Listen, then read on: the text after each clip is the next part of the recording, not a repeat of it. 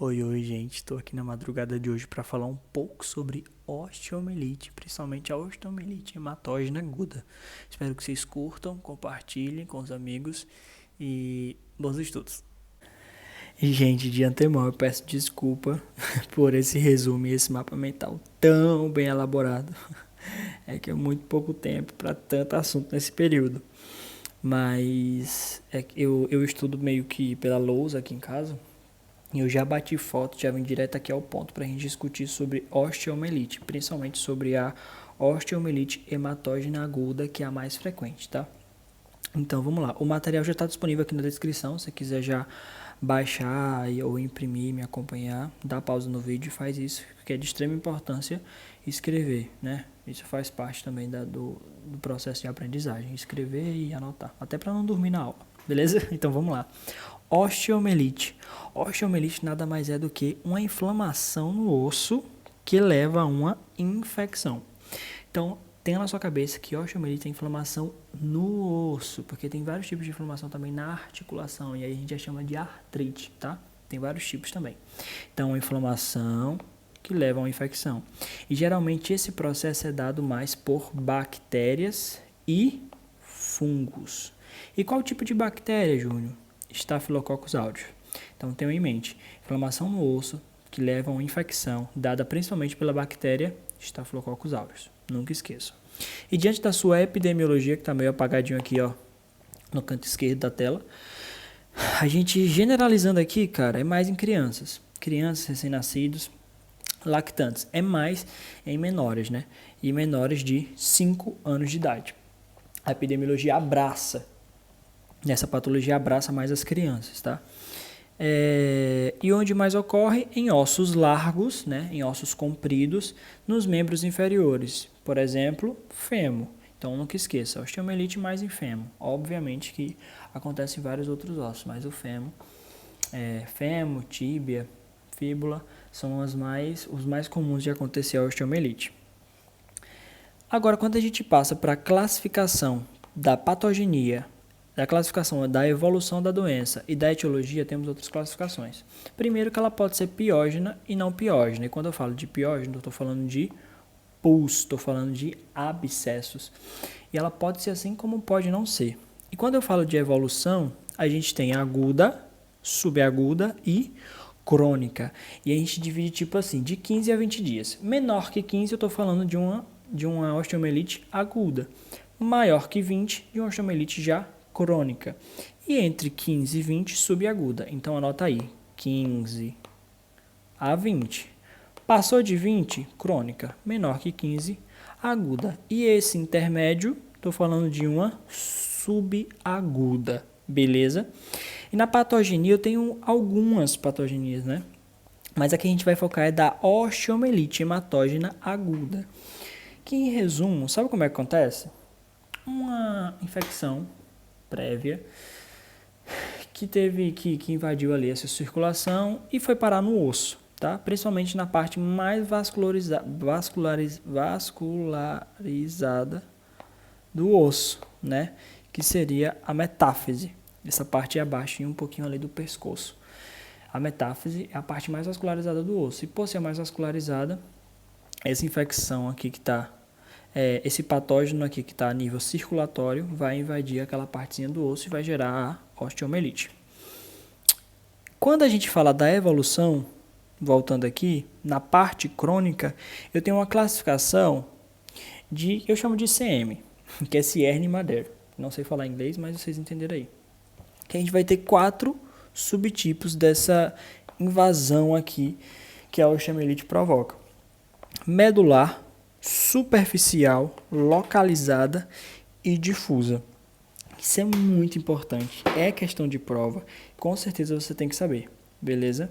Que a osteomielite a nível crônico, temos essa divisão aqui em 4 tipos. Que eu até coloquei aqui, ó, uma imagenzinha que a gente pode diferenciar bem. A medular é quando literalmente eu atinjo a medula. A superficial eu atinjo isso apenas fora da medula, né? A superfície ali óssea. Quando eu falo de uma localizada, que eu atinjo a superfície e de uma região local da medula. Quando eu falo difusa, várias partes da medula e da superfície é atingida. É muito simples de identificar.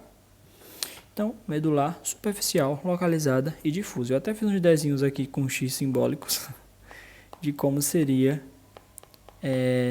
essa divisão. Quando a gente fala da osteomielite aguda, gente, primeiro tem que pensar, das osteomielites, ela é a mais comum. Eu tenho a presença de um foco primário, como eu falei a vocês, outro foco que está infeccionado com esse patógeno, que por alguma razão viaja pelo sistema circulatório e invade o osso na parte mais que tem mais circulação, que é a metáfise. É mais frequente em pessoas que estão com a má nutrição ou com alguma enfermidade crônica, ou a pessoa é imunodeprimido, né? A pessoa tem uma patologia de base que deixa ela imunodeprimida. Menores que 5 anos, como eu falei, e acontece mais na metáfise de ossos largos. Por quê? Porque ela tem uma maior vascularização. E qual é a principal bactéria que está envolvida aqui? O ST aureus, né? O Staphylococcus aureus. Então, terminamos aqui a primeira parte do mapa mental, bem definidinho para vocês entenderem mais ou menos como acontece a osteomielite, principalmente a osteomielite hematógena aguda. Hematógena via sanguínea, aguda porque é abrupta.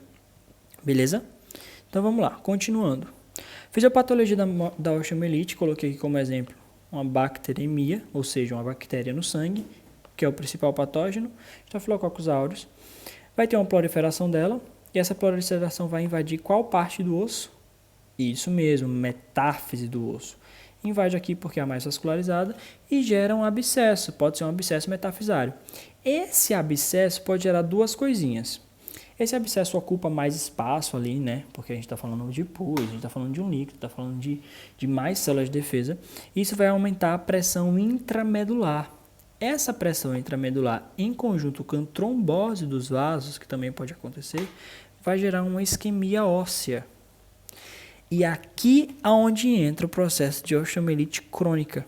Essa isquemia óssea vai levar à morte do osso, né? E essa morte do osso que vai começar a fazer o processozinho lá para chegar a uma osteomielite crônica. Se bem que quando começa já a morrer o osso, a gente já considera uma osteomielite crônica, principalmente a partir de quantos dias? Isso, pensou bem, mais que 20 dias. Então, voltando aqui à isquemia óssea, tá lá, o osso todinho morrendo. Aí, uma partezinha do osso está morrendo, aqui, na metáfise, e aí o que começa a acontecer? O sequestro, vai vir células especializadas para isso, e vai fazer a junção dos tecidos ósseos mortos. Essa fase se chama sequestro. Depois que eu juntar esses ossos, eu vou fazer um involucro, né?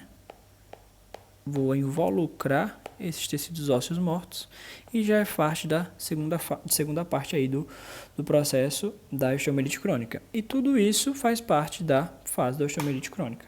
Beleza? Sequestro e involucro. Perfeito? Gente, isso aqui tem que estar na cabeça. Sequestro e involucro. Isso aqui é questão de prova, que fazem parte da osteomielite crônica. Perfeito? Beleza.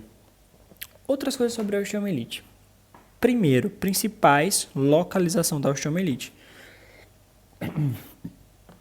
Desculpa. A osteomielite tem alguns focos principais que vai aparecer ali no recém-nascido, no lactante. E o principal dele é distal do fêmur, proximal da tíbia, proximal do fêmur, proximal do húmero e distal do rádio. Ai, Júnior, como é difícil aprender isso aí, viu? Trouxe aqui a imagem do Silvio Santos para você aprender junto comigo quais são as partes principais que acontecem a osteomielite, né? Digamos que aqui vai ser rádio, aqui vai ser húmero, aqui vai ser fêmur e aqui vai ser a tíbia. Beleza? Tá comigo? Tá comigo. Então eu vou fazer assim. Parte distal do fêmur vai ser primeiro. Parte proximal da tíbia, segundo. Então já tivemos aqui 1, 2 e agora vem o 3, parte proximal do fêmur. Então já foi esses três aqui, parte distal do fêmur, proximal da tíbia e proximal do fêmur.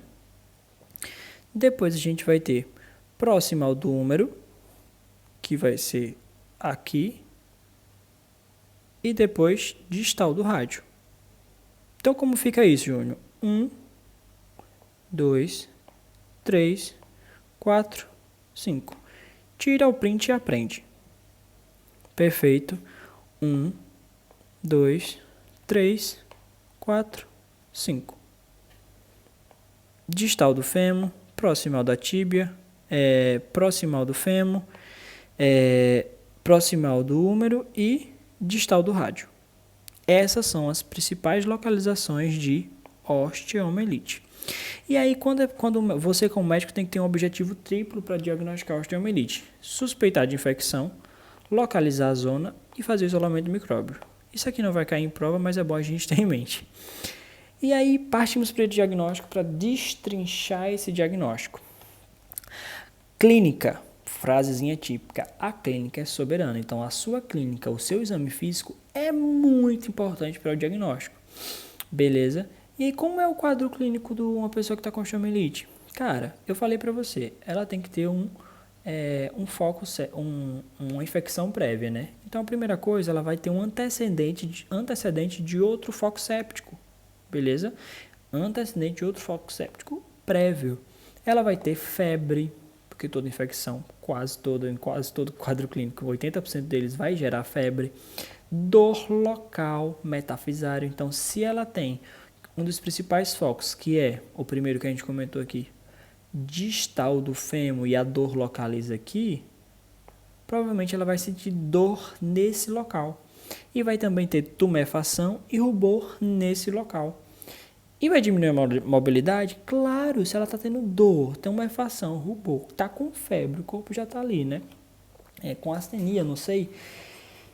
Ela falta mobilidade naquele movimento daquela perna, quem sabe até do corpo. Inclusive, quando o lactante ele tem osteomielite, a dor é tão intensa que a gente costuma chamar isso de pseudoparálise. O corpo dele fica paralisado, mas não porque tem literalmente uma parálise, né? Uma parálise neural, com foco neural, mas sim uma parálise porque ele não se move porque está doendo. Beleza? Então a gente chama isso de pseudoparálise. E quadro clínico então é esse. Então a paciente chegou com um quadro clínico desse. Você tem que suspeitar de osteomielite. E aí outros que ajudam o diagnóstico é a imagem, microbiologia direta e alterações hematológicas e bioquímicas. Partimos então para outro mapa mental. Aí a gente tem aqui o diagnóstico em recém-nascidos, lactantes e crianças, que todos os três vai estar incluso a dor, obviamente, mas em recém-nascido, em crianças maior, a gente vai ter um quadro de febre ou um quadro séptico, vai ter dor, né, e uma marcha antálgica. Quando eu falo de crianças maiores, aquelas crianças que já caminham com 4 anos, 3 anos, elas vão ter uma marcha antálgica, né, uma marcha para que possa, de uma certa forma, não ter tanta dor, né? E a gente chama isso de marcha antálgica. E quando eu falo de lactantes, ele vai ter irritabilidade, ele vai ter vontade de não comer, né? Vai dar de mamar, ele não vai querer. Imobilidade por dor, e a gente chama isso de pseudoparálise, como eu havia explicado para vocês. Quando a gente parte para o diagnóstico laboratorial, sim ou sim, ou vai ter uma leucocitose, ou os leucócitos vai estar normais, né? Porque a gente está falando de uma infecção. Do VSG, da velocidade de sedimentação dos glóbulos vermelhos, vai estar alterado também. PCR também vai estar alterado. Mas, Júnior, pelo que eu lembro, isso aqui não é tão específico. Perfeito. Esses três aqui não tem especificidade nenhuma. Pode ter até sensibilidade com algumas certas alterações, mas especificidade é muito inespecífico aparecer isso aqui, né? A clínica vai te ajudar muito nesse diagnóstico. Diagnóstico microbiológico direto. Tem vários tipos, né?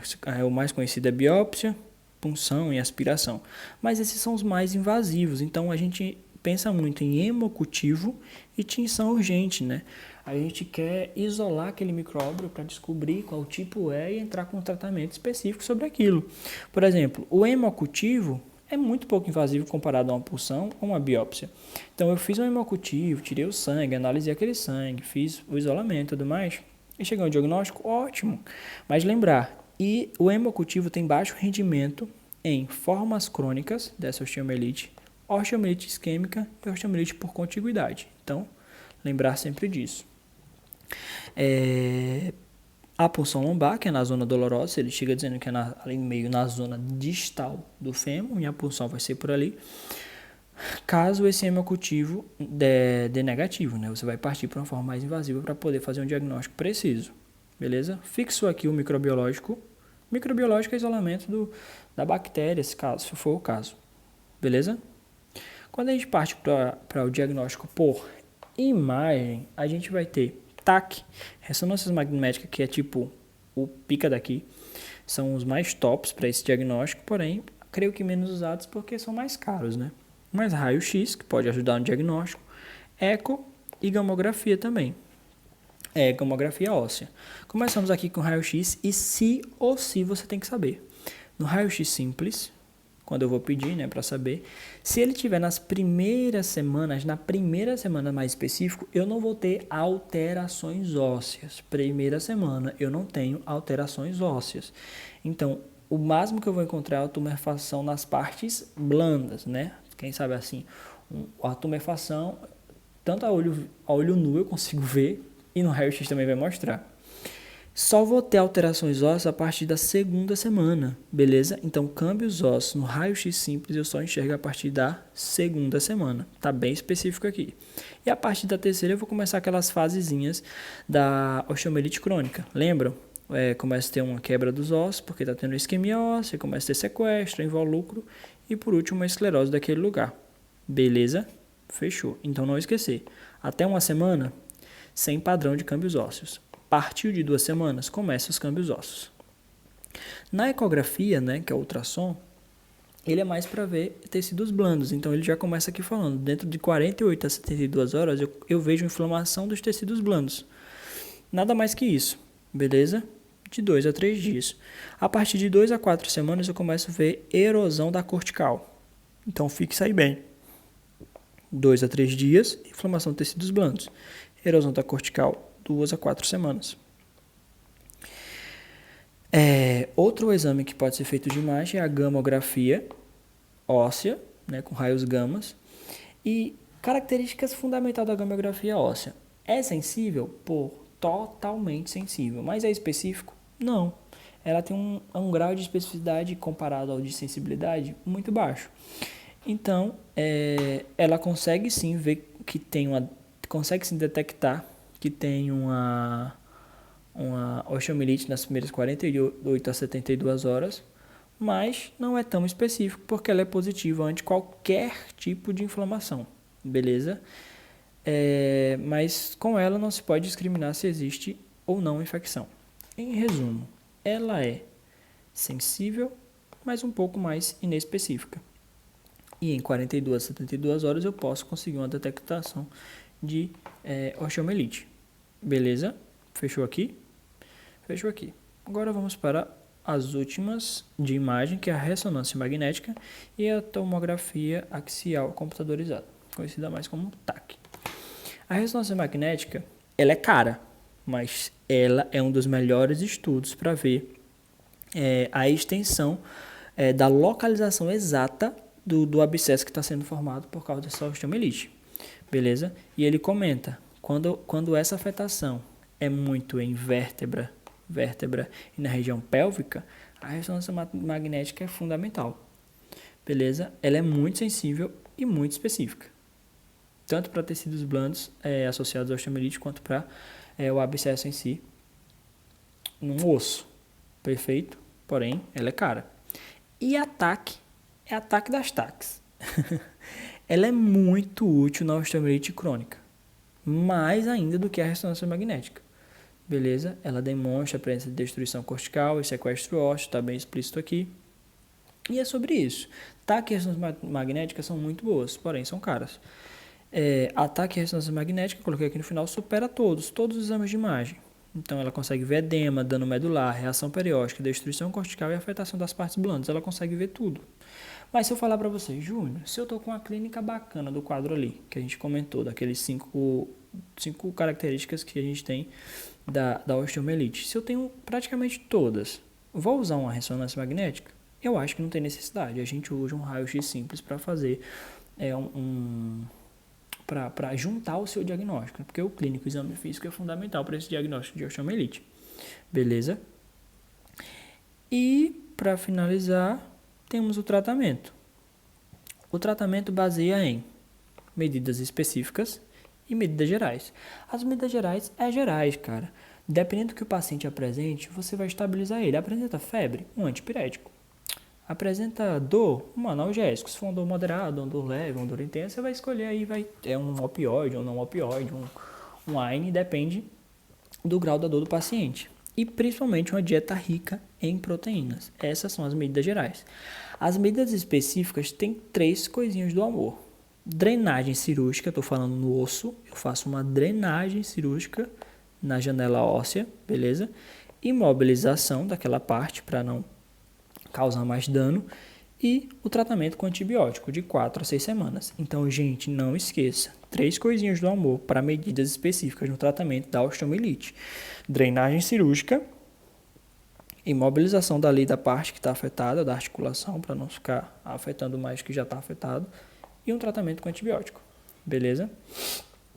E para finalizar, comento com vocês as complicações que a osteomielite pode dar. Tardia, e aqui não é tardia, gente, corrija aí, aqui é temprana, em espanhol. Eu posso ter como é que fala em português?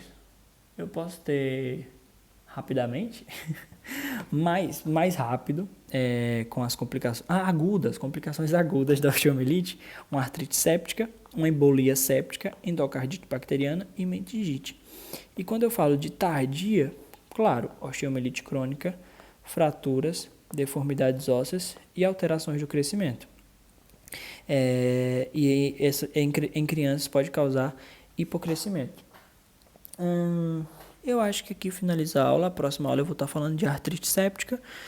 E eu espero que vocês tenham curtido, gostado. Gente, se não entendeu, volta ao vídeo. Esse assunto é de extrema importância, tanto para as provas que a gente for fazer, como para a prática médica, porque é bastante comum ver isso, principalmente na área pediátrica. E lembrar sempre, conhecimento é vida. O que você aprende hoje vai salvar alguém da família do amanhã. Tá bom? Fiquem com Deus e beijos.